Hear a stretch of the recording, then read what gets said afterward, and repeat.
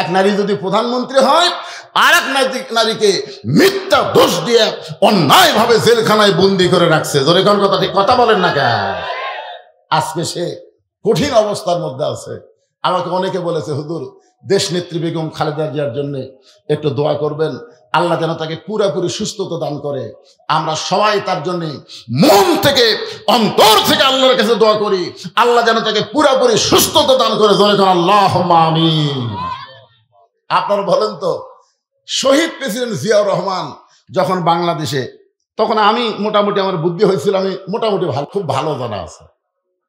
তিনি 4 বছর বাংলাদেশের রাষ্ট্রপতি ছিলেন। এই 4 বছরের মধ্যে ভুল কর্মেও তিনি কোনোদিন রাজাকার শব্দ উল্লেখ করেনি। তিনি কিন্তু স্বাধীনতার ঘোষক। ধরে কোন স্বাধীনতার কি কথা কন না কেন? তাহলে স্বাধীনতার ঘোষকের তো রাজাকারের কথা বেশি বলা দরকার, কিন্তু তিনি রাজাকার কোনো উল্লেখ না করে বরং সেই সময়ের বড় রাজাকার সাজিদুর রহমানকে তিনি প্রধানমন্ত্রী বানালেন। কারণ তিনি চান যে আমাদের মধ্যে কোনো গন্ডগোল না থাকে। জোরে কোন কথা, ঠিক কিনা? এরপরে বেগম জিয়া যখন 91 সালে প্রধানমন্ত্রী হলেন, তখন প্রেসিডেন্টের নাম কি আমি তো ভালো জানি, আমার মামাও জানে। আব্দুর রহমান বিশ্বাস কি মুক্তিযোদ্ধা? কথা বল না কেন? মুক্তিযোদ্ধা। এখন খালেদা জিয়া শহীদ জিয়ার সন্তান তারেক জিয়া এ পর্যন্ত যতবার অনলাইনে ভাষণ দিয়েছে, একটা বাড়ির জন্য রাজাকার শব্দ উল্লেখ করেনি। জোরে কোন কথা, ঠিক কিনা? এত কতগুলো ভুঁইফুর নেতাবার আছে, কথায় কথায় রাজাকার। এই মুহূর্তে বাংলা সার আমার পর্যন্ত বলে। আমি বললাম কথা ঠিক আছে, আমি পাকিস্তানি আমি জন্ম নিয়েছি, কারণ আমার যখন জন্ম হচ্ছে তখন বাংলাদেশ ছিল না, তো পুরো পাকিস্তান। আপনারা কারণ অনেকের কিন্তু জন্ম পুরো পাকিস্তানে না। এই বাংলাদেশ হওয়ার পরে কয়জনের জন্ম হচ্ছে? যারা বাংলাদেশ হওয়ার পরে জন্ম হচ্ছে এরা স্বাধীনতার কি বোঝে? এই কথা প্রসঙ্গে আসলো তাই বললাম, বেগম জিয়া হলেন আপসীর একজন নেত্রী, এত বড় সততা, ভালো মানুষ, ভালো একজন মা। জোরে কোন সুবহানাল্লাহ। তিনি অসুস্থ অবস্থায় আছে, আমরা সবাই প্রাণ করে দোয়া করব আল্লাহ যেন তাকে পুরোপুরি সুস্থতা দান করে। জোরে কোন আমিন। জোরে বলে আল্লাহুম্মা আমিন। আমি জামাত ইসলামের ভাইদেরকেও বলবো, যে বিএনপি একসময় বাংলাদেশে জামাত ইসলামের নামগন্ধ ছিল না, শহীদ জিয়ার মাধ্যমে জামাত ইসলাম, জোরে কোন কথা, ঠিক কিনা? খালেদা জিয়ার মাধ্যমে জামাত ইসলাম একটা প্রতিষ্ঠা পাইছে। এখন যদি সামান্য কিছু হয়েই যায়, যদি হয়েই যায়, হাসিনাকে তাড়ানোর জন্য আমরা একই আলুর বাগড়ের মধ্যে, একই খেতার মধ্যে থাকছি, বিএনপি আর আমি। আমার মনে আছে এক সময় ঠান্ডা লাগলো, তখন বিএনপির ভাই বললো, হুজুর আপনি কম্বল গাওয়া দেন। কি মহব্বত রে, কাদের সাথে কাঁধ মিলে আমরা থাকছি। হঠাৎ কি হলো? আমরা ভাই ভাই, আমরা যদি বিচ্ছিন্ন হয়ে যাই, যে কোনো মুহূর্তে হাসিনার মতন ফ্যাসিবাদী শক্তি আবার বাংলাদেশে ঢুকতে পারে। জোরে কোন কথা, ঠিক কিনা? এই জন্য আমাদের মধ্যে কোনো মতভেদ আমরা চাই না। হতে পারে সামান্য কিছু, আমরা মিলেমিশে ওই ফ্যাসিবাদকে, যে অন্যায় করেনি বিনা অপরাধে এতিমদের সম্পদ মারার কথা বলে জেলখানার মধ্যে রাখছে, বিদেশে চিকিৎসা পর্যন্ত করতে দেয়নি। জোরে কোন কথা, ঠিক কিনা? একজন নারী একজনকে ঠিক মতো দেখতে পারে না, তাই বলে আপনারা খাদিজা ফাতেমার কাছে এইটা নিয়ে যায় না। খাদিজা একটু লোভ করে বলতেছে, ইয়া রাসূলুল্লাহ, সর্বপ্রথম আমি ইসলাম গ্রহণ করেছি, সর্বপ্রথম নবীকে নবী বলে স্বীকার করেছে, তার নাম কি? কোনো মরদ মানুষ না, আগে কিন্তু মেয়ে মানুষ ইসলাম গ্রহণ করছে, আর সে মেয়েটা হলো নবীর কে? কথা কয় না। 42 বছর হচ্ছে আমার ওয়াদের বয়স, 42 বছরও একটা বারের জন্য আমার বউকে আমি যে হুজুর এ কথা বলাবার পারিনি, এখন বলতে পারিনি। একদিন 500 টাকা হাতত দিয়ে বললাম, একবার হুজুর কও 1000 টাকা, খালি হুজুর কও, আগে টাকা দেন, টাকা আবার 500 দিলাম, 1000 হলো, কও, খালি হাসে। হাসো কেন? জনগণ আপনাকে চিনে না তাই হুজুর কও, কিন্তু আমি তো চিনি। হুজুর হয় এত সহজ নয়, দেখছেন? নিজের বইয়ের কাছে আমি হুজুর হতে পারিনি, আর সর্বপ্রথম নবী হিসাবে স্বীকার করেছেন নবীর বউ। তার মানে বোঝা গেল আমাদের নবী বাহিরেও যেমন ভিতরেও তেমন। এই জন্য নিঃসন্দেহভাবে সবাইকে মানা যাবে না, একজনকেই মানতে হবে, তিনি হলেন আমাদের নবী। সুবহানাল্লাহ কর না কেন? আল্লাহ বলেন, হে রাসূল আপনি বলেন, কুল ইন কুনতুম তুহিব্বুনাল্লাহা ফাত্তাবিউনি ইউহিব্বুকুমুল্লাহ ওয়া ইয়াগফির লাকুম যুনুবাকুম আল্লাহু গফুরুর রহিম। আল্লাহু আকবার। আল্লাহ নবী বলেন, খাদিজা, যেই কারণে ফাতেমাকে আল্লাহ খাতুনে জান্নাত ডিগ্রি দিয়েছে, এই কারণটা আমি নবীও জানতাম না, আল্লাহ পাক আমাকে জানাইছে। খাদিজা বলতে, হুজুর আপনি যদি জানেন তাহলে আমাকে বলেন কোন আমলের কারণে আল্লাহ খাদিজাকে বাদ দিয়ে ফাতেমাকে জান্নাতি নারীদের নেত্রী বানাইলো। এইটা না বলা পর্যন্ত আমি আপনার হাত ছাড়ব না। মা খাদিজা নবীর হাতটা চাইবা ধরে যখন বুকের মধ্যে নেয়, এমন সময় আল্লাহ নবী বলে, খাদিজা মাত্র 2টা কারণ। ধরে বলেন কয় কারণ? কোন 2 কারণে ফাতেমাকে আল্লাহ খাতুনে জান্নাত ডিগ্রি দিল? আমরা সমস্ত পুরুষ মানুষের জন্য শোনা দরকার আছে না নাই? কি জন্য শোনা লাগবে? কারণ আমাদের বউগুলা যদি ভালো হয়ে যায়, বুঝলেন, আমাদের শান্তি কিন্তু বাহিরে আছে, ভিতরে নেই। দেখবেন রাস্তাঘাটে যখন ঘুরি কি শান্তি, চা খাই, পান খাই, এটা খাই, সেটা খাই, কিন্তু যখনই বাড়ির যাই, ওরে বাবা, বাড়ি গেলেই দেখবেন মুখ বেঁকা। এমন একটা অবস্থা হয়েছে, প্রত্যেকটা পরিবারের বাহিরে শান্তি আছে, ভিতরে শান্তি নাই। ধরে কোন কথা ঠিক না? কিন্তু আজকে যে 2 কারণে আল্লাহ ফাতেমাকে খাতুনে জান্নাত ডিগ্রি দিল, এইটা যদি শুনি আমরা আমল করতে পারি, তাহলে আমাদের বাহিরেও শান্তি, ভিতরেও। কারা কারা ভিতরে শান্তি চান? আল্লাহ একটু হাত দেখেন তো দেখি। লিল্লাহে তাকবীর। হাত নামান।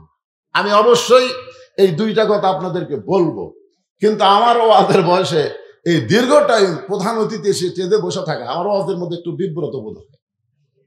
বুঝতেছেন না? প্রধান অতিথিরা ভাষণ টাষণ দিয়ে চলে যাবি, ওই সুযোগে আমি মেরে দেবো। তোর কোন কথা দেখেন, বিশেষ অতিথি আছে মাশাআল্লাহ। আপনারা কি এরকম মনে করতেছেন যে আপনার নিজের ইচ্ছা এখানে আছেন? আল্লাহ যদি না চাইতো এই জায়গায় আমরা কেউ আসতে পারতাম না। এ কথা আমার না, এ কথা আল্লাহ। আল্লাহ বলেছেন, মা আসাবাকা মিন হাসানাতিন ফামিনাল্লাহ। বান্দা বান্দির দ্বারা যখন কোনো ভালো কাজ হয়, এ কাজ বান্দা বান্দি করে না, বরং আল্লাহ করায়। আপনার বলেন তো, এই কোরআন কারিমের মাহফিলে বসাটা ভালো কাজ না খারাপ কাজ? আপনাদেরকে আল্লাহ চাইছে বলেই আশেপাশে থেকে আপনাদেরকে জান্নাতের বাগানে কবুল করেছেন। আমার সামনে যারা বসে আছেন, আমি আমার অন্তরের অন্তঃস্থল থেকে আপনাদের সবাইকে শুভেচ্ছা জ্ঞাপন করছি। সম্মানিত মা বোনেরা, পর্দার অন্তরালে বসে বসে যারা আলোচনা শুনতেছেন, আমি তাদেরকেও শ্রদ্ধা জ্ঞাপন করে অনেক দিন পরে এই খন্দকার টোলার মাহফিলে জিজ্ঞাসা করতেছি, আপনারা সকলে কেমন আছেন? আলহামদুলিল্লাহ রাব্বিল আলামিন। জি আলহামদুলিল্লাহ। জি আল্লাহ শারীরিক সুস্থতা এবং মানসিক প্রশান্তি, সুবহানাল্লাহ বলেন। আমাদের অনেক সময় শরীর ভালো থাকে কিন্তু মনের মধ্যে শান্তি থাকে না। কিন্তু আল্লাহর কোরআনের মাহফিলে বসলে আল্লাহর পক্ষ থেকে মনের মধ্যে একটা আলাদা শান্তি চলে আসে। ধরে কোন ঠিক কি না? যে আল্লাহ শারীরিক সুস্থতা এবং মানসিক প্রশান্তি সহকারে আজকের এই জান্নাতের বাগানে আমাদের কবুল করলেন, আমরা সে আল্লাহর প্রতি জবান খুলে সমস্বরে সকলে বলবো, রব্বানা লাকাল হামদ হামদান কাসীরান তাইয়িবান মুবারাকান ফীহি। ভাগ্য গুণে আমরা এমন একজন আল্লাহ পেয়েছি যে আল্লাহ রূহের জগতেই আমাদেরকে পছন্দ করেছেন। সুবহানাল্লাহ বলেন। এই দুনিয়াতে আসার আগে আমরা আর একটা জগতের মধ্যে ছিলাম। আমাদের মনে না থাকলেও তো বিশ্বাস আছে, আছে না নাই? এই জগতের নাম হলো রূহের জগৎ, আলমে আরওয়াহ। এই রূহের জগতে অসংখ্য রুহুর ভিতরে আল্লাহ আমাদের রুহগুলোকে পছন্দ করে দুনিয়ার জগতে মুসলমানের ঘরে আমাদেরকে কবুল করেছেন। আল্লাহ ইচ্ছা করলে আমাদেরকে অন্য জাতের ঘরেও পাঠাবার পারতেন। আপনারা বলেন তো, আমাদের আল্লাহ কি পক্ষ না নিরপেক্ষ? হ্যাঁ, নিরপেক্ষ। হ্যাঁ, আসলে কিন্তু নিরপেক্ষ বলে কেউ নেই, আল্লাহ হচ্ছেন পক্ষ। এই কারণে আল্লাহ বলেছেন, ওমাই ইয়াবতাগি গায়রাল ইসলাম দীনান ফালাই ইউকবালা মিনহু। ইসলাম ছাড়া অন্য কোন জীবন ব্যবস্থা ধর্ম কেউ যদি গ্রহণ করে, আল্লাহ বলেছেন কখনোই তা কবুল করা হবে। জোরে বলেন হবে। ইন্না দীনা ইনদাল্লাহিল ইসলাম। আল্লাহর কাছে মনোনীত পছন্দনীয় জীবন ব্যবস্থা ধর্মের নাম কি? আমি কিন্তু এখানে জীবন ব্যবস্থা আগে বলেছি, তারপরে ধর্ম বলেছি। অনেকে আমাদের বাংলাদেশে বলে ইসলাম একটা ধর্মের নাম। ইসলাম কিন্তু শুধুমাত্র ধর্মের নাম না, ইসলাম হলো একটা জীবন ব্যবস্থার নাম। ধরে এখন কথা ঠিক কিনা? এই জন্য আল্লাহ বলেছেন উদখুলু ফিস সিলমি কাফা। পুরাপুরি ভাবে ইসলামের মধ্যে ঢুকতে হবে। হুকুম কার? হিন্দু একটা ধর্ম, বৌদ্ধ একটা ধর্ম, খ্রিস্টান একটা ধর্ম, ইসলাম হলো একটা জীবন ব্যবস্থা। জোরে কোন সুবহানাল্লাহ। আল্লাহ আমাদেরকে দয়া করে রহম করে এই মুসলমানের ঘরে কবুল করার কারণেই আমরা আল্লাহ পেয়েছি। বলেন সুবহানাল্লাহ। খুশি না বেজার? তাহলে আর একবার বলি আলহামদুলিল্লাহ। আমাদের ভাগ্য এত ভালো, আমাদের দেশেও অনেক নেতা আছে, সেই নেতার পিছনে যারা ঘুরঘুর করে তাদেরকে কিন্তু নেতা বলে তুই যদি কোনো বিপদে পড়িস আমি আছি, এরকম বলে কি বলে না? তখন কিন্তু ওই চামচার আমার মোশান বলে যে ওই বড় নেতা আমার সাথে আছে রে, আমি অমুক নেতার লোক, এরকম বলে কি বলে না? কিন্তু আমাদের ভাগ্য এত ভালো যে দুনিয়ার কোনো বিপদে নয়, আসল জায়গায় যখন আমরা বিপদে পড়ে যাব ওই নেতা ওই নবী আমাদেরকে সুপারিশ করে জান্নাতে পৌঁছায় দিবে। এত বড় ভাগ্য কার? এই জন্য তো একটা গানের মধ্যে বলে আছেন আমার মুক্তার, আছেন আমার বারিস্টার, শেষ বিচার। জোরে কোন কোন বিচার? আমাদের বাংলাদেশের তো বিচারের কোনো সাইজ নেই। হাসিনার সময় যতগুলো বিচার হয়েছে আমরা বলেছি বিচারের নামে অবিচার। জোরে কোন কথা ঠিক কিনা? এই কথা আমরা বলিনি, কারণ হাসিনার সময় আমরা দেখছি ভালো মানুষগুলা জেলখানায়, খারাপ মানুষগুলা জামিন পায়। আবার এখন ইউনূস সরকারের সময় যে বিচার হচ্ছে এইটা আবার হাসিনা পছন্দ করতেছে না। জোরে কোন কথা ঠিক কিনা? দেখেন হাসিনা আবার বলতেছে না ক্যাঙ্গারু কোর্ট, আমি কোনো অপরাধী করিনি, আমার গত পরশু ধরা পড়ছে 812 ভরি সোনা। হায় হায় ময়না 832, হোক 20 ভরি কমে গেছে, 832 ভরি সোনা পাইছে, আর বলে আমি আমার জন্য কিছুই করিনি, সব নাকি আমাকে জন্য করছে। এই যে বিচার, এখন হাসিনার বিচার হচ্ছে কি হচ্ছে না? কিন্তু যারা হাসিনার চামচা হাসিনার দল করে তারা আবার এই বিচার পছন্দ করতেছে না। তো দুনিয়ার বিচার এইরকমই হবে।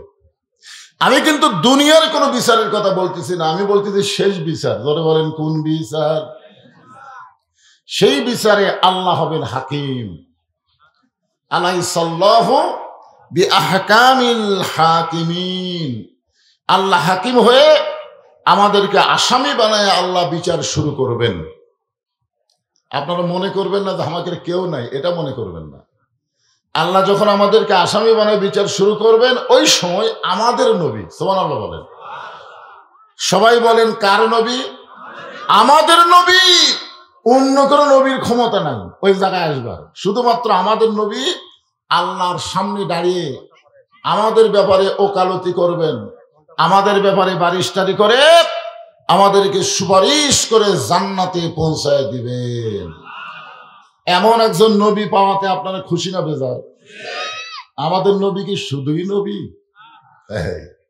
আমাদের বাংলাদেশে অনেক মুসলমান আছে যারা আমাদের নবীকে নবী বিশ্বাস করে কিন্তু নেতা হিসাবে মানবার চায় না। এরকম কিছু মুসলমান আছে না নাই? নবীর প্রতি দরুদ পড়ে, নবীরে সালাম করে মসজিদের ভিতরে, কিন্তু নবীর সমাজ গড়ার কাজে অনেকের দ্বন্দ্ব মনে বাজে। আজকে আমরা যদি সমাজ গড়ার কথা বলি, রাষ্ট্র গড়ার কথা বলি, তখন সাইড থেকে দুই একজন বলে হুজুর ওয়াজ করেন, রাজনীতি দান করেন না। ধরে কোন কথা ঠিক কিনা? আপনারা বলেন তো আমাদের নবী মক্কা থেকে মদিনায় হিজরত করার পরে কি করছেন?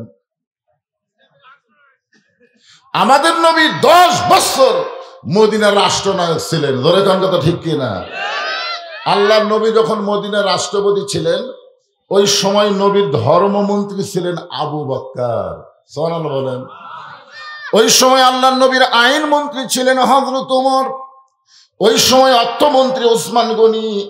ওই সময় শিক্ষামন্ত্রী হলেন হযরত আলী। সুবহানাল্লাহ বলেন। দেখেন তো, নবী যখন রাষ্ট্রনায়ক হলো, ওই সময় শিক্ষামন্ত্রী তার নাম কি? এখনো ভুলে গেছে। শিক্ষামন্ত্রী হলেন হযরত আলী। হযরত আলীর মতন শিক্ষামন্ত্রী যদি বাংলাদেশে থাকতো, তাহলে মাদ্রাসার জন্য ভিক্ষা করা লাগতো না, প্রাইমারির জন্য ভিক্ষা করা লাগতো। তোর কথা ঠিক কিনা? কারণ রাষ্ট্রনায়ক রাসূল বলে গেছেন, খায়রুকুম মান তাআল্লামাল কুরআন ওয়া আল্লামাহ। ওই ব্যক্তির চাইতে দামি সম্মানী কোনো ব্যক্তি নাই যে ব্যক্তি কোরআন পড়ে এবং অপরকে কোরআনের শিক্ষা দেয়। আমাদের বাংলাদেশে সব শিক্ষার দাম হলো, কোরআনের শিক্ষার দাম এখনো হয়নি। ঠিক কিনা বলেন? তার মানে বোঝা গেল 90% মুসলমানের দেশে এখন পর্যন্ত আমরা শিক্ষামন্ত্রী তেমন পাইনি। হ্যাঁ, খুব খেয়াল করবেন। আমাদের নবী শুধু নবী না, আমাদের নবী হলেন আমাদের নেতা, যার কারণে দরুদের মধ্যে আমরা বললাম আল্লাহুম্মা সাল্লি আলা সাইয়্যিদিনা। সাইয়্যিদিনা শব্দের অর্থ কি? অনেক মানুষ কিন্তু সাইয়্যিদিনা দরুদের মধ্যে পড়তেছে, কিন্তু সাধারণ মানুষকে নেতা বানায় ওর পিছনে ঘুর করে ঘুরতেছে, আর মাঝে মধ্যে স্লোগান দিচ্ছে আমার নেতার চরিত্র ফুলের মতন পবিত্র, নামাজ পড়ে না এক ওয়াক্ত। এরকম আছে না? নাই বলে আছে না? নাই। হ্যাঁ, তো আমরা এমন একজন নেতা পাইছি, যেই নেতা সম্পর্কে আল্লাহ কোরআনে বলেছেন ওয়া ইন্নাকা লাআলা খুলুকিন আযীম। আল্লাহ 99টা নামের মধ্যে আজিম একটা নাম আছে না? নাই। এই আজিম নামটা আল্লাহ নবীর চরিত্রের মধ্যে ঢুকে বলতেছেন, আমার নবী, আমাদের নবী এমন একটা চরিত্র পাইছেন যেই চরিত্রের ধারে কাছে কেউ যাওয়ার পারবে। এবং আল্লাহ ঘোষণা করলেন লাকাদ কানা লাকুম ফি রাসূলিল্লাহি উসওয়াতুন হাসানা। যদি তোমরা সফলতা অর্জন করতে চাও, তাহলে রাসূলের আদর্শকে তোমরা গ্রহণ করে নাও। এই জন্য নবী পাওয়ার কারণে খুশি হয়ে আমরা সবাই বলবো আমার নেতা তোমার নেতা। যাই বলতেছেন না, পরে প্রস্থান লাগবে শেষ বিচারে। কোন বিচারে? শেষ বিচারে আপনার প্রস্থান লাগবে। এখন হয়তো মনে করতেছেন ওই নেতা বাদ দেই, নেতা কেমনে কই কি কর? আমার নেতা তোমার নেতা। মাশাআল্লাহ, এমন একজন নবীর উম্মত হওয়াতে আপনারা খুশি না বেজার? তাহলে জবান করে আরেকবার বলি আলহামদুলিল্লাহ। এখন আপনারা যে কোরআন থেকে ওয়াজ শুনবেন, তাফসীর শুনবেন, এই কোরআন সম্পর্কে একটা আইডিয়া আমাদের থাকা দরকার, একটা ধারণা থাকা দরকার। সে ধারণা হলো, আপনারা বলেন তো এই কোরআনের মধ্যে কোনো সন্দেহ আছে? মাশাআল্লাহ, অনেক লোক কিন্তু আজ পর্যন্ত কোরআন হাত দিয়ে ধরেনি, কোরআন এখনো পর্যন্ত খোলেইনি, তারপরে বলে দিচ্ছে সন্দেহ নাই। আপনি কোরআন ধরলেন না, কোরআন পড়লেন না, আর এভাবে বলে দিলেন, কোন সাহসে আপনি বললেন? বিশ্বাস মানে বক্তারা ওয়াজ করছে আমরা শুনছি। আপনারা বলেন তো, শোনা কথা সারা জীবন বিশ্বাস করা যাবে? মাঝে মাঝে শোনা কথার মধ্যে ভুল আছে না নাই? জোরে করে আছে না নাই? এই যে আজকে বাংলাদেশে এক এক বক্তা এক এক ওয়াজ করতেছে, কোনো বক্তার ওয়াজ মিলে না। এই না মিলার কারণে হচ্ছে শুধু শোনা। শুধু শুনলে হবে না তো।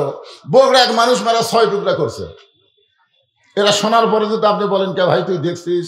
আমিও শুনছি। তাহলে শোনা কথা তো সারা জীবন খালি শোনা গেলে তো হবে না।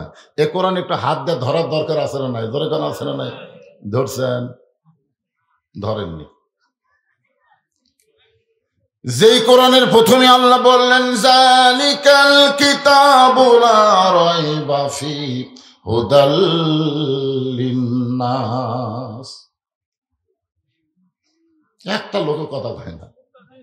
তাহলে যারা কোরআন ধরছে তারা বুঝতে পারবে হুজুর ভুল করছে, ধরে কোন কথা ঠিক কিনা। আর যারা ধরেনি, আল্লাহু আকবার মানে ওদের আল্লাহু আকবার শুরু হয়ে গেছে। এখন কোরআন তেলাওয়াত করলে আল্লাহু আকবার, সামনে থেকে আমার ভাই বলতেছে হুদাল্লিল মুত্তাকিন। তারপরে বোঝা গেল আসরের 4 রাকাত নামাজের 3 রাকাতে বসলে লোকমা আছে। যেখানে আছে না নাই? মসজিদের মধ্যে লোকমা থাকার কারণে যাই তাই সামনে যাওয়ার পারে না, যাই তাই সামনে যাওয়ার পারে না। আওয়ামী লীগ আছে, বিএনপি আছে, জাতীয় পার্টি আছে, জামাত আছে, ইমাম নাই। কে আছে? আওয়ামী লীগ, বিএনপি, জাতীয় পার্টি, জামাত, 4 দল আছে কিন্তু ইমাম নেই। তখন এই 3 দল কিন্তু জামাতক সামনে দিবে। তোর এখন কথা ঠিক কিনা? তখন কিন্তু বলবে না ভাই আমরা সামনে যাই, এ কথা বলবে না, বলে তুমি সামনে যাও, কারণ তোমার সবই ঠিক দেখা যাচ্ছে, ভাই তুমি সামনে যাও। তখন জামাত ইসলাম যদি বলে ভাই আওয়ামী লীগ, বিএনপি, জাতীয় পার্টি আমি কিন্তু যুদ্ধাপরাধী ভাই, তখন বলবে আরে পাগলা বেড়ার কথা ভিতরে ঘোষ খায়, তুই যুদ্ধাপরাধী, আমি স্বাধীনতার স্থপতি, আমি স্বাধীনতার ঘোষক। এগুলো সব হলো বাহিরের কথা, ভিতরের কথা আমরা 4 ভাই একসঙ্গে জামাত করতে চাই। ধরেখান কথা ঠিক কিনা? মসজিদের মধ্যে জামাতের কথা বললে কেউ কিছু কয় না, কিন্তু বাইরে আসে জামাতের কথা বলে এই রাজাকাররা কি। আজকে মসজিদের মধ্যে লোকমা আছে বলে যিনি তিনি নেতৃত্ব দিবার পারতেছে না, আর সমাজের মধ্যে লোকমা নাই বলে যাই তাই নেতা হওয়ার চাচ্ছে। ধরেখান কথা ঠিক কিনা? কথা বলা লাগবে। প্রধান অতিথি এখন আসলো? আচ্ছা ঠিক আছে। প্রধান অতিথির আগমন, জোরে জোরে বলেন, প্রধান অতিথির আগমন লিল্লাহে তাকবীর। এখন যে কথা বলতেছি যে কোরআন থেকে এখন আপনাদের সামনে আলোচনা করা হবে, আপনার সকলেই স্বীকারোক্তি দিয়ে দিলেন এই কোরআনের মধ্যে কোনো সন্দেহ? আমার কথা কি শুনবার পাচ্ছেন? তার হইচই করা হবে না, হোহা করা লাগবে। এই কোরআনের মধ্যে কোনো ধোঁকা, এই কোরআনের মধ্যে কোনো গোজামিল। এই পিছনের লোকেরা কথা বলেন, আমার কথা কি শুনবার পাচ্ছেন? পাচ্ছেন? সবাই পাচ্ছেন? এই যারা পিছনে দাঁড়ায় আছেন আপনাদের বসার জায়গা নাই, বসেন বসেন বসেন, সবাই বসেন। মাহফিল কমিটিকে বলবো যদি বসার মতন ব্যবস্থা না থাকে বসার ব্যবস্থা করে দেন, ইনশাল্লাহ করে দিচ্ছে। আপনারা বসেন ইনশাল্লাহ। এখন আপনাদের কাছে আমার প্রশ্ন হলো, যেই কোরআনে সন্দেহ নাই, যেই কোরআনে ভুল নাই, যেই কোরআনে ধোঁকা নাই, গোজামিল নাই, সেই কোরআন কি আমাদের শুধুমাত্র শোনার জন্য আল্লাহ পাঠাইছে না গ্রহণ করার জন্য? সবার জন্য না। আল্লাহ বলেছেন হুদাল্লিল মুত্তাকিন। আবু জেহেলের জন্য নয়, আবু লাহাবের জন্য নয়, এই কোরআনে হেদায়েত দেবে আবু বকর, ওমর, ওসমানের জন্য। জোরে কোন কথা ঠিক কিনা? কারণ আবু জেহেল তো কোরআন শোনার দিক দিয়ে 1 নম্বর আছিল। আপনারা জানেন নবী যখন কোরআন তেলাওয়াত করত, আবু জেহেল সারা রাত আল্লাহর নবীর কোরআন তেলাওয়াত দাঁড়িয়ে দাঁড়িয়ে শুনতো। তাহলে শোনার দিক দিয়ে আবু জেহেল কয় নম্বর? এরকম আবু জেহেলের মতন সারা জীবন শুনলে তো কাম হবে না। আবু বকরের মতন সামিনা কথা না, শুনতে হবে ওইটাকে গ্রহণ করার জন্য। এজন্য আল্লাহ তাআলা ক্যাপাসিটি করে হুদাল্লিন নাস না বলে হুদাল্লিল মুত্তাকিন বলেছেন। মানে সবাই কোরআন থেকে হেদায়েত পাবে না, কেবলমাত্র মুত্তাকি বান্দা বান্দি যারা আল্লাহর কোরআন থেকে হেদায়েত পাবে তারা। সেই মুত্তাকি বান্দাদের জন্য আল্লাহ বলতেছেন ইয়া আইয়ুহাল্লাযীনা আমানুত্তাকুল্লাহা।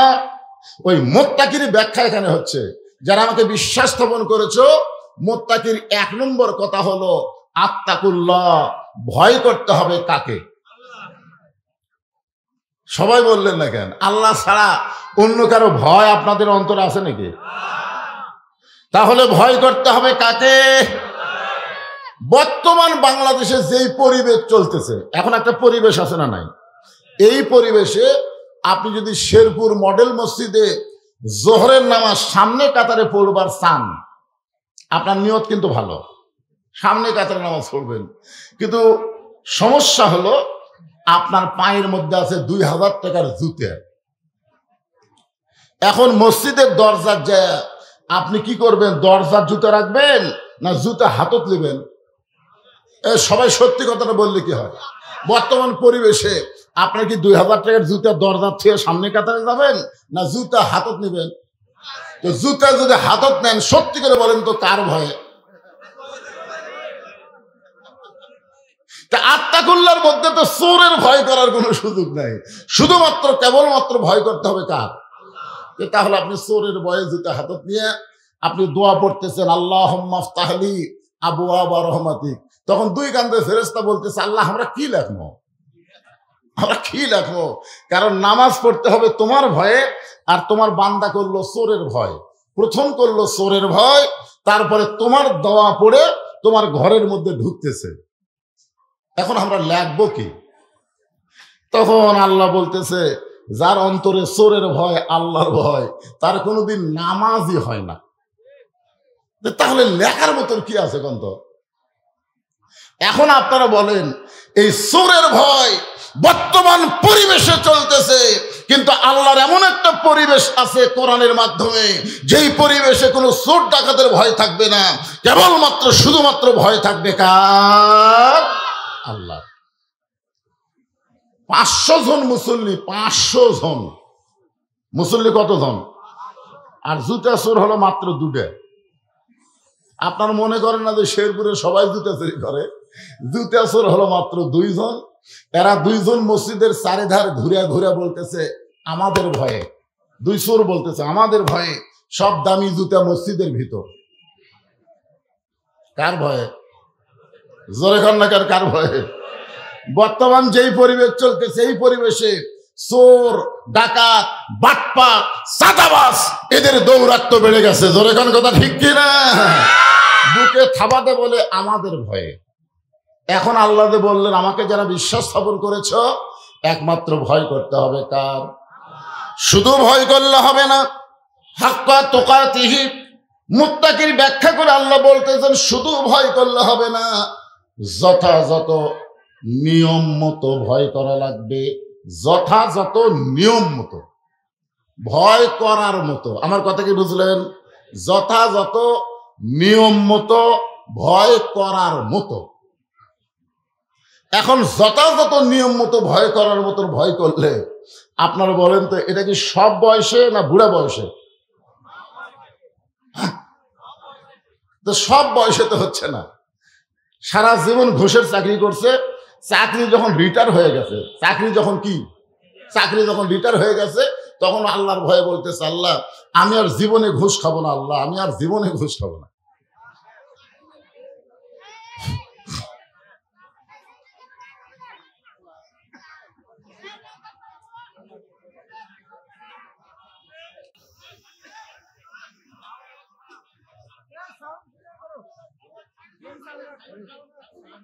দেখো দেখো, সবাই একটু জিকির করেন, দেখা যাক সবার সামনে আগেকার মতো হয়ে যায়।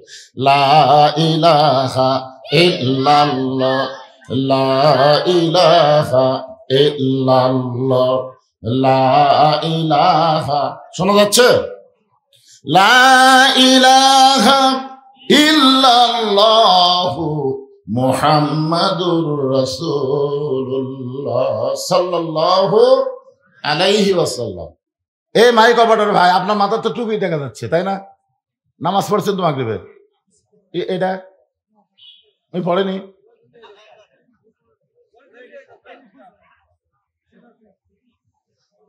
এই যারা মিডিয়া চালায় আর যারা মাইক চালায়, এরা খালি ফাঁকি মারবার চাই। তা আল্লাহ তোরকে আজকে তোমার মাইক যদি ভালো না চলে, আগামীকাল থেকে চলবি? যে বহুদিন পরে বজরুল শেরপুর আইছে, হাজার হাজার মানুষ আসতেছে, আর এখানে মাইক চলতেছে না, তাহলে কি হবে? ব্যবসা মাটি। এই জন্য মাইক সাইজ করো, সবাই যেন শুনবার পায়। এখনো আসা শেষ হয় নাই, আরো আসবে। তোর এখন ঠিক কিনা? এই জন্য আমি যে আয়াতে কারিমা তেলাওয়াত করেছি এর উপরই আলোচনা। এখন বলেন, 60 বছর পর্যন্ত ঘুষের চাকরি করছে, তখন ভয় করেনি। যেই চাকরি রিটায়ার হয়ে গেছে, তখন ভয়ে কাঁদতেছে আল্লাহর কাছে, আল্লাহ আমি আর জীবনে ঘুষ খাবো না। আপনার বলেন তো, এই ভয় কি আল্লাহর কাছে কবুল হবে? কেন হবে না? কারণ এর ঘুষ খাওয়ার আর কোনো বুদ্ধি নেই, মানে চাকরি নেই। যতদিন ঘুষের চাকরি ছিল ততদিন ভয় করে নাই। সারা জীবন শয়তানি করছে, আর বুড়া বয়সে সিয়ার লিয়া মসজিদে গেছে, এরকম কিছু মুসল্লি নতুন পাওয়া যাচ্ছে কি যাচ্ছে না? সারা জীবন নামাজ পড়েনি, বুড়া বয়সে চামড়া হচ্ছে ঢিল, আল্লাহর সাথে দিছে মিল। এখন কি করবে? ঠিক মতো রুকু সেজদা করবার পারে না, এখন সিয়ার লিয়ে গেছে। ধর এখন কি লিয়ে গেছে? আপনারা বলেন তো, বাড়িতে নামাজ পড়লে 1 গুণ সওয়াব হবে, আর মসজিদে নামাজ পড়লে 27 গুণ। ধরে বলেন কয় গুণ? আচ্ছা 27 গুণ কখন হবে? একলা একলা পড়লে না জামাতের সাথে বললে? তাহলে জামাতের সঙ্গে যখন নামাজ পড়বার যাবেন, তখন জামাতের কিছু নিয়ম আছে না নাই? 1 নম্বর নিয়ম হলো কাতার সোজা করা লাগবে। ধরে কোন কি সোজা করা লাগবে? হ্যাঁ, বেকা বেকা, এই বেকাটা তেড়া করে যদি আপনারা নামাজ পড়েন, তাহলে নামাজ হতে পারে, কিন্তু 27 গুণ জামাতের সওয়াব আপনারা পাবেন না। 27 গুণ সওয়াব নিতে গেলে জামাত কি করা লাগবে? কাতার সোজা করা লাগবে। এখন কাতার সোজা করার নিয়ম কি? পায়ের গোড়ালির সঙ্গে গোড়ালি মিল করা লাগবে। যেই ব্যক্তি চেয়ারে বসে নামাজ পড়তেছে, আপনার বলেন তো এর পায়ের গোড়ালি কুটি গেছে? তাহলে ওই যদি সামনে কাতারে থাকে, তাহলে সামনে কাতারের মুসল্লির 1 গুণ সওয়াব হবে, 27 গুণ হবে না, যতক্ষণ চেয়ারওয়ালাকে দ্বিতীয় কাতারে না দিবে। এখন দ্বিতীয় কাতারের লোকেরা যদি জামাতবদ্ধ নামাজ পড়তে চায়, আর তৃতীয় কাতারে দেওয়া লাগবে। তৃতীয় কাতার যদি জামাতবদ্ধ নামাজ পড়তে চায়, তাহলে চতুর্থ কাতারে দেওয়া লাগবে। চতুর্থ কাতারে যদি জামাত করে নামাজ পড়তে চায়, তাহলে সিয়ারও দেওয়া লাগবে 5ম কাতারে। 5ম কাতার যদি জামাতবদ্ধ নামাজ পড়বার চায়, তাকায় দেখতে মসজিদে আর কোনো কাতারই নেই, তখন আর বার করে বারান্দার দেওয়া লাগবে। ধরে কোথায় দেওয়া লাগবে? কারণ কোন সিয়ারওয়ালাকে নিয়ে কাতার সোজা করা যাবে না। আপনি খুঁজলে দেখেন, এই লোকটা যৌবন বয়সে নামাজ পড়েনি, বুড়া বয়সে যারা আমরা সব বেশি পাবো তাদের ক্ষতি করতেছে। ধরে কথা ঠিক কিনা? এই জন্য আল্লাহ বলতেছেন হাক্কা তুকাতিহি, সবসময় ভয় তো হবে না।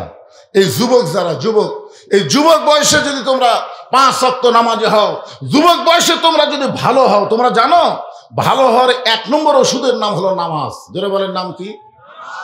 আল্লাহ কোরআনে বলেছেন ইন্নাস সালাতা তানহা আনিল ফাহশাই ওয়াল মুনকার, একমাত্র নামাজই পারে মানুষকে যাবতীয় বেহুদা এবং অশ্লীলতা খারাপি থেকে হেফাজত করতে। আজকে প্রত্যেকটা যুবকের হাতে একটা করে মোবাইল আছে না নাই? মোবাইলের মধ্যে অশ্লীল আছে, শালীনও আছে। ধরে কোন ঠিক কিনা? যারা নামাজ 5 ওয়াক্ত পড়ে, এদের হাতে মোবাইল থাকলেও এরা অশ্লীল কিছু দেখবে না, কারণ দেখবার গেলেই তার ইমান বলবে আল্লাহ দেখতেছে, 2 কান্দের ফেরেশতা লিখতেছে। ধরে কোন কথা ঠিক কিনা? কিন্তু যেই বেটা নামাজ পড়ে না, ওই খালি জানলা দরজা বন্ধ করবি, ওই ঘরের দরজা বন্ধ করবি, কম্বলের মধ্যে এখন মোবাইল অশ্লীল ভিডিও চালু করে বলবে কেউ তো দেখতেছে না রে, কেউ তো দেখতেছে না। মানে নামাজ পড়ে না তো, বোঝেন না? যার কারণে ওর ভিতরে পুরাপুরি ভয় আসবে না। আল্লাহর ভয় যদি পুরোপুরি করতে চান, তাহলে বিশ্বাস করা লাগবে কে দেখতেছে। আর 2 কান্দে 2 ফেরেশতা বসে নাই। আপনি যখন অন্যায় করতেছেন, ফেরেশতা মনে হয় ঘুম পাড়তেছে। তোমার 2 কান্দে 2 মোহরি লিখিতেছেন ডায়েরি, দলিল দেখে রায় দিবে, টাকা পয়সার নাই কারবার। কিরামান কাতিবিনা ইয়ালামুনা মা তাফআলুন।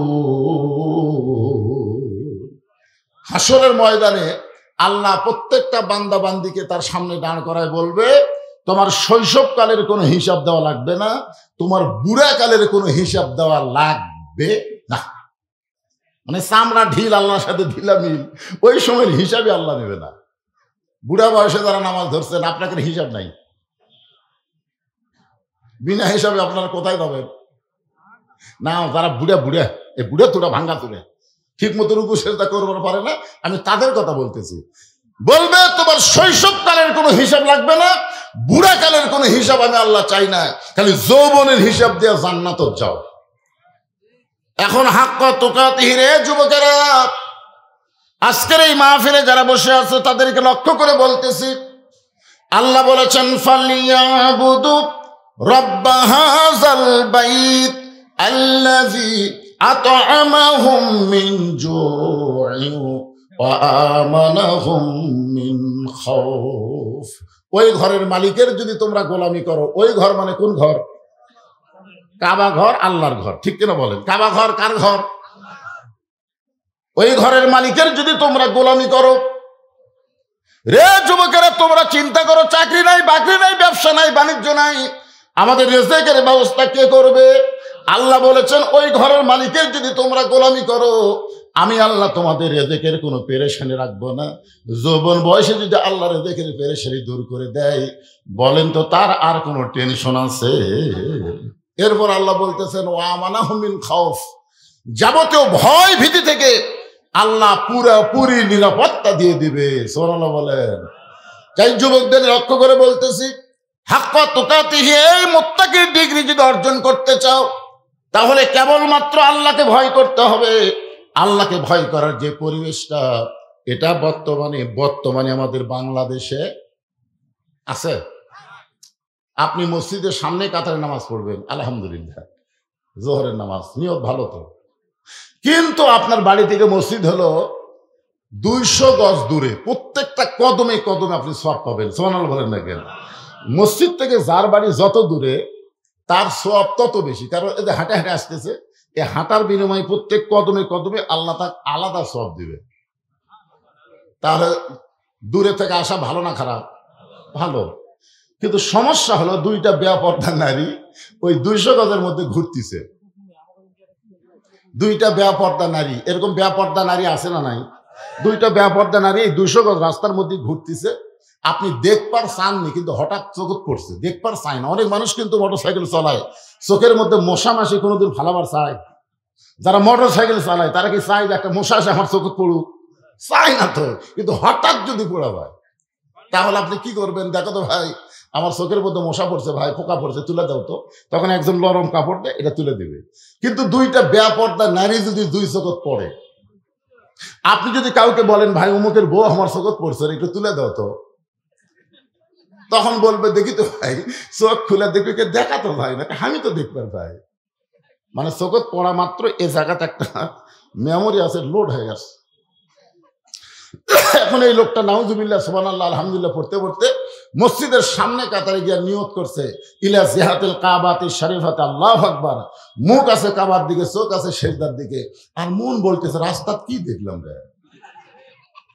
এখন আপনারা বলেন মসজিদ থেকে বাড়ি, বাড়ি থেকে মসজিদ পর্যন্ত যে রাস্তাটা আছে, এই রাস্তা যদি আপনি নিরাপদ রাস্তা করতে চান, নিরাপদ রাস্তা করতে গেলে আল্লাহর কোরআনের আইন হলো অকরনা ফি বুয়ুতিকুন্না ওয়ালা তাবাররুজনা তাবাররুজাল জাহিলিয়াতিল উলা।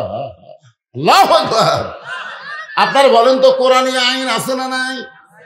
আমার মা বোনেরা যারা পর্দার অন্তরে বসে আছেন, আজকের মাহফিল কমিটি লক্ষ্য করেছে অনেক মেয়ের আসবে, আর মেয়েদের জন্য পর্দার ব্যবস্থা করা লাগবে। তারা পর্দার ব্যবস্থা কেন করছে? কেন করছে? এটা কিসের মাহফিল?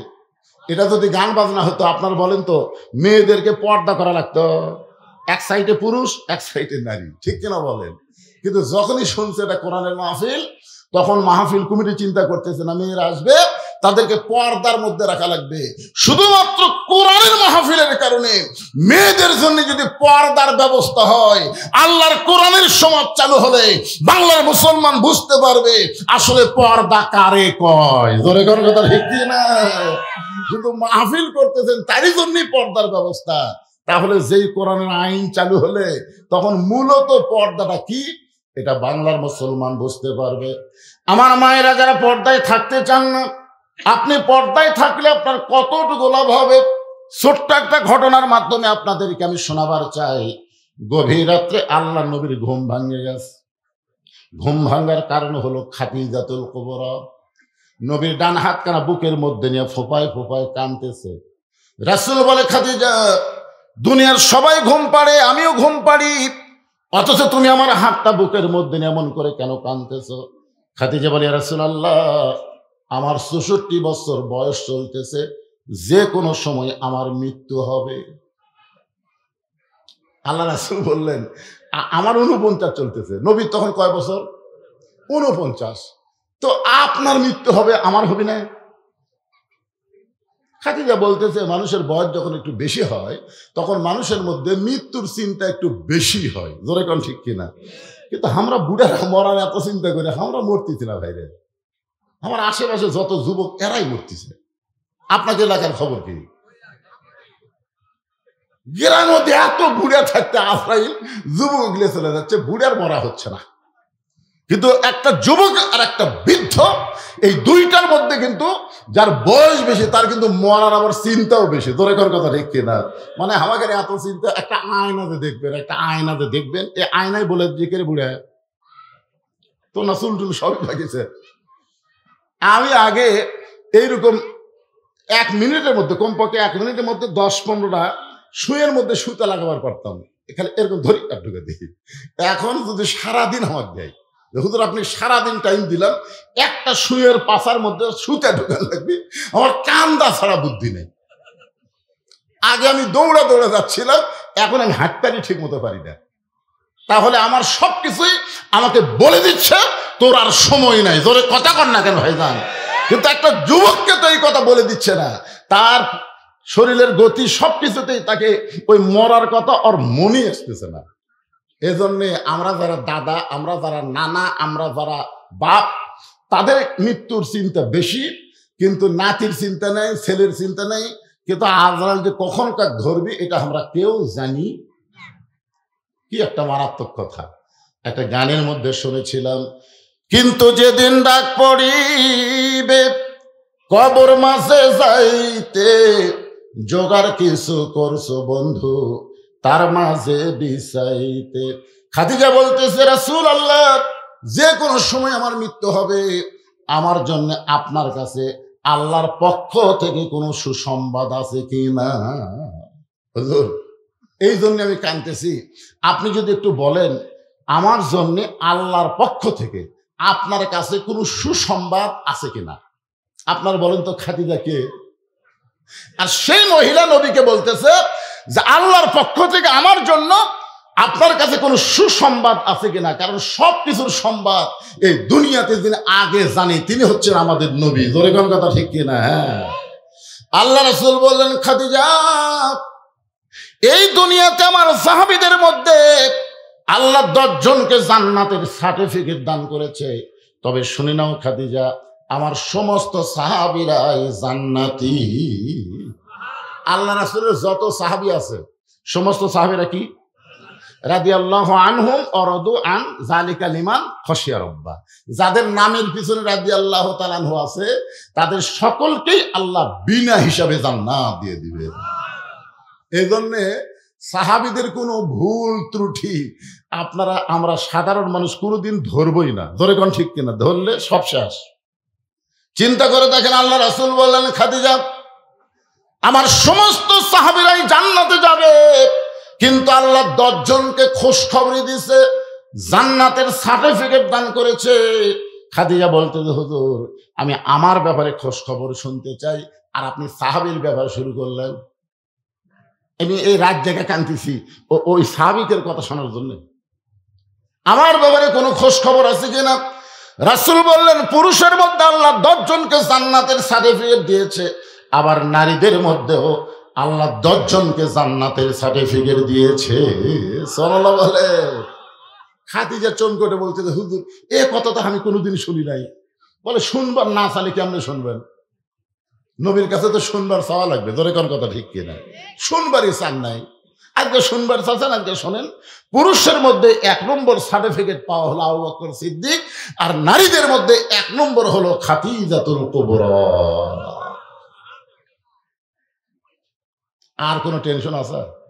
পুরুষের মধ্যে 1 নম্বর কে? আবু বকর সিদ্দিক। নারীদের মধ্যে 1 নম্বর হলো খাদিজাতুল কুবরা।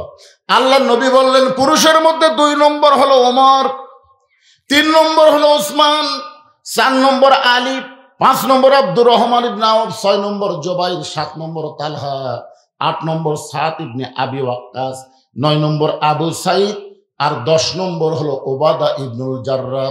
এই 10 জনই হলেন আশারি মুবাশশারা। আল্লাহ রাসূল কিছুক্ষণ নবী না হয়ে, কিছুক্ষণ, সবসময় কিন্তু বইয়ের কাছে হুজুর হয়ে থাকা ঠিক না। আমি যত বড়ই হুজুর হই, আমার বইয়ের কাছে হুজুর হয়ে থাকা যাবে? কথা কন না কেন ভাই? মাঝে মধ্যে চলবে, কিন্তু সব সময়। সঙ্গে সঙ্গে আল্লাহ নবী আর নবী নাই স্বামী হইয়া জিজ্ঞাসা করলেন, খাদিজা পুরুষের মধ্যে আল্লাহ 2 নম্বর সার্টিফিকেট দিয়েছে হযরত উমরকে। নারীদের মধ্যে 2 নম্বর কাকে দিলে ভালো হয়? আপনি হলেন 1 নম্বর, তাহলে 2 নম্বর কে হলে ভালো হয়? মানে স্বামী হয়ে বইয়ের কাছে শুনতে চাচ্ছে আল্লাহর নবী। খাদিজা বলতেছেন, হুজুর আমার কাছে যখন শুনবার চাচ্ছেন, তাহলে নারীদের ব্যাপারে আমার তো কিছু জানা আছে, নারীরাই নারীদের ব্যাপারে ভালো জানে। এখন কথা ঠিক কিনা? আমি যতটুকু জানি বুঝেছি, নারীদের মধ্যে আমার কলিজার টুকরা ফাতেমাকে আল্লাহ 2 নম্বর সার্টিফিকেট দিলেই ভালো হয়। পুরুষের মধ্যে 2 নম্বর হলো ওমর, আর নারীদের মধ্যে 2 নম্বর হয় ফাতেমা। আল্লাহ রাসূল বসে আছিলেন, এবার দাঁড়িয়ে বললেন, খাদিজা আমার মাধ্যমে আপনার পেট থেকে আল্লাহ 4টা মেয়ে দিছে। কয়টা? আপনারা নবীর 4টা মেয়ের নাম জানেন? একটা মেয়ের নাম হলো জয়নাব, যেরকম একটা মেয়ের নাম কি? আর একটা মেয়ের নাম হলো রোকেয়া, আর একটা মেয়ের নাম হলো কুলসুমা, আর একটা মেয়ের নাম সকলেই জানেন ফাতেমাতুজ জোহরা। আল্লাহ রাসূল বলেন, খাদিজা আমার মাধ্যমে আল্লাহ তাআলা আপনাকে 4টা মেয়ে দান করেছে, কিন্তু আপনি ফাতেমার কথা বললেন, অন্য 3টা মেয়ের কারো নাম তো বললেন না। খাদিজা মুচকি মুচকি হেসে নবীর কপালে একটা চুমা দিয়ে বলে, নবী গো আপনি হলেন বাবা, আপনি তো মা না। কারণ বাবা আনন্দে মাতিয়া সাগরে ভাসাইয়া সেই যে চইলা যায় খবর লয় না। মাজন ধরিয়া উদরে কতই কষ্ট করে, 10 মাস পরে পায় প্রসবের বেদনা। এমন দরদি ভবে কেউ হবে না আমার মা, মা গো। খাদিজা বলতে, হুজুর আপনি তো বাবা, আপনি ওদের পেটের মধ্যে দিয়ে চলে গেছেন, আর আপনার কোনো খবর আছে? আপনার বলেন তো, একজন পুরুষ মানুষ একটা সন্তানের জন্য কি করে? মানে আনন্দে মাতিয়া সাগরে ভাসায় উদরে দিয়ে, আর কোন খবর আছে? মাজন ধরিয়া উদরে কতই কষ্ট করে, 10 মাস পরে পায় প্রসবের বেদনা। এই জন্য একজন নেপোলিয়ন বলেছে, তোমরা যদি ভালো একটা সন্তান চাও, তাহলে ভালো একটা বাপের দরকার না, ভালো একটা মায়ের দরকার। দরকার কিসের দরকার? কথা কর না। হ্যাঁ, ইমাম গাজ্জালী এটার ব্যাখ্যা করে বলেছেন যে সন্তান যখন মায়ের পেটে আসে, তখন আল্লাহ তাআলা মায়েদের একটা মাসিক ব্যারাম আছে, মাসে 3 দিন 5 দিন 7 দিন একটা ব্যারাম আছে, একটা অসুখ আছে যাকে মেয়েরা বলে মাসিক। আপনারা বলেন তো, এই অসুখ যখন শুরু হয় তখন মেয়েরা নামাজ পড়তে পারবে, রোজা রাখতে পারবে, কোরআন শরীফ পড়তে পারবে হাত ধরে? না, পারবে না। এই জন্যে ইমাম গাজ্জালী বলেছেন, বাচ্চা পেটে আসার সঙ্গে সঙ্গে মায়েদের মাসিক ব্যারাম বন্ধ হওয়ার কারণ হলো সন্তান পেটে থাকা অবস্থায় মার যেন কোনো ইবাদতের কমতি না হয়। কারণ মায়ের ইবাদতের সাথে আল্লাহ পেটের সন্তানের একটা সম্পর্ক গড়ে তুলে দেয়। কারণ মা খালি তো সন্তান খাবার পায়, ধরে কোন কথা ঠিক কিনা? মা যদি পেটের বাচ্চা নিয়ে চুরি করে খায়, কথা খান না খান, আচার চুরি করে খাচ্ছে, বড়ি চুরি করে খাচ্ছে, এরা সব চুরি টুরি করে খাচ্ছে, মা একলাই খাচ্ছে না, এরাও মারতেছে। পেটে বাচ্চা নিয়ে মা যদি নামাজ পড়ে, সন্তান যখন 3 মাসের পর সন্তানের সুরত হয়ে যায়, 4 মাস 5 মাস যখন সন্তানের পেটে বয়স হয়েছে, মা রুকুর থেকে যখন সেজদায় যায়, এমন সময় পেটের মধ্যে বাচ্চা একটা দোমল খায়। ফেরেশতা বলে, আল্লাহ তোমার বান্দি রুকু করতেছে, সেজদা করতেছে, পেটের বাচ্চার কি কোনো কষ্ট হয় না? আল্লাহ বলে, ফেরেশতা তোমরা সাক্ষী থাকো, যেই মা পেটে বাচ্চা নিয়ে নামাজ পড়তেছে, এ মা শুধু নামাজ পড়তেছে না, পেটের বাচ্চাকেও নামাজি বানায়া দিচ্ছে।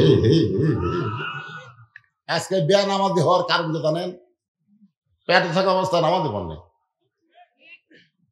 মা যদি খারাপ হয়, পেটের বাচ্চাও খারাপ হবে। কথা কন না কেন, ঠিক কিনা বলেন? হ্যাঁ, একটা ভালো মায়ের দরকার। শেরপুরে ওয়াজ করতে আসলে পুরুষের চাইতে মেয়েরা অনেক বেশি হয়। আমার মায়েদের জন্য বলতেছে, মা একটা ছেলে আমার এসে বলতেছে, হুজুর 12 মাসের মধ্যে 11 মাস আমার খিদা কম, কিন্তু রমজান মাসে আমার খিদা বেশি। মানে 11 মাস আর খিদা খুব একটা লাগে না, কিন্তু রোজার চাঁদ উঠলে আমার খিদা বেড়া যায়। এই ব্যারাম হওয়ার কারণ কি? আমি বললাম, তোমার মা বাচ্চা আছে? এখন আছে। মা কও। আমি জানতে চাইলাম আপনার কাছে, আর আপনি পাঠান মার কাছে। আরে পাগলা, মা যদি থাকে জানো রে, যা তো মায়ের কাছে গিয়ে বলতেছে, মা 11 মাস আমার খিদা কম, রমজান মাসে খিদা বেশি কেন? তখন মা বলতেছে, তোর দাদি এই সর্বনাশ করছে। কারণ তুই যখন আমার পেটে আসলি ওই বছর রমজান মাসে তোর দাদি জোর করে আমাকে রোজা থাকতে দেয়নি।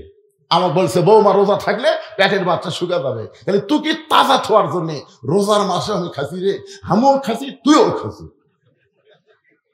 এই যে রমজান মাসে পেটের মধ্যে তোর খাওয়া শুরু হচ্ছে, তোর খিদে এত বেশি, রোজার চাঁদ উঠলে তুই আর রোজা থাকতে পারিস না।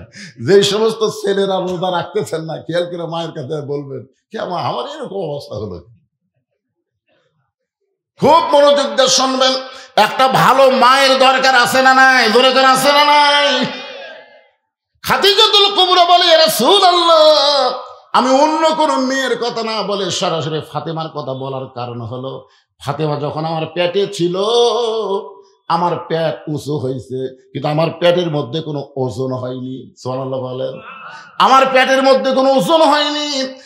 এই ফাতেমা যখন দুনিয়াতে ভূমিষ্ঠ হলো, আমি খাদিজা লক্ষ্য করে দেখি আমার কোনো প্রসব ব্যথা নাই, কিন্তু আমার মেয়েটা আমার পেট থেকে যখন বের হচ্ছে প্রসব ব্যথা নাই।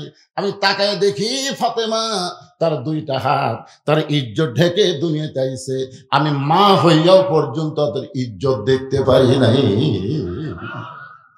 আমার বিশ্বাস, আল্লাহ যদি আমাকে 1 নম্বর দেয়, তাহলে আমার কলিজার টুকরো ফাতেমাকে আল্লাহ যেন 2 নম্বর সার্টিফিকেট দান করে। সঙ্গে সঙ্গে রাসূল খাদিজার কপালে একটা চুমাতে বলেন, খাদিজা, তোমার চাওয়া আল্লাহ কবুল করেনি, তোমার চাওয়া আল্লাহ কবুল করে নাই। কারণ আল্লাহর বান্দি ফাতেমা তোমার কলিজার টুকরা, সে তো জান্নাতি নয়, সে তো জান্নাতি নয়। খাদিজা বলে, হুজুর, আমার মেয়ে যদি জান্নাতি না হয় তাহলে আমার ফাতেমার খবর কি? রাসূল বললেন, জান্নাতি নারীদের নেত্রী।